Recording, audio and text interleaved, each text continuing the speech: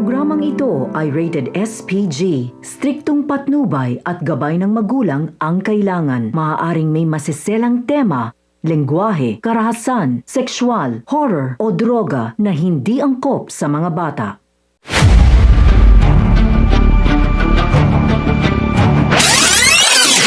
Mga kapamilya, tila talagang napakaliit lang ng mundo para kay Ramon dahil hindi pa man tapos ang mga Red Phoenix sa atraso sa kanya, ay may panibago na namang itong suliranin na kakaharapin dahil wala nga siyang kaalam-alam na minamanman na pala ni Jacobe at Samonte si Edwin na siyang dahilan upang matuntun ang kanilang paggawaan ng droga. At dito niya malalaman na si Edwin ang dahilan nga ng napakalaking pagkakalugi sa kanilang negosyo.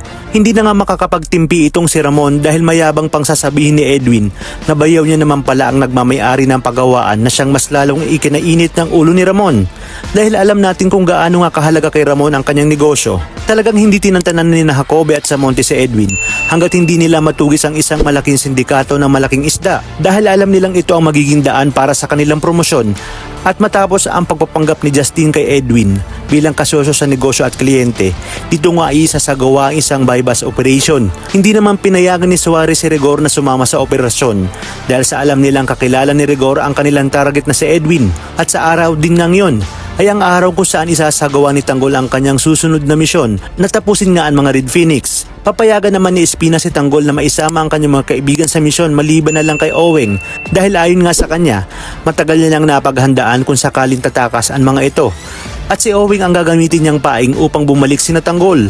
Sa hindi inaasang pangyayari habang nagkakaroon ng bypass, sina Samonte at Jacobe ay madadaanan nila ang mga Red Phoenix na nakikipaghabulan sa mga tauhan ni Mr. Salazar.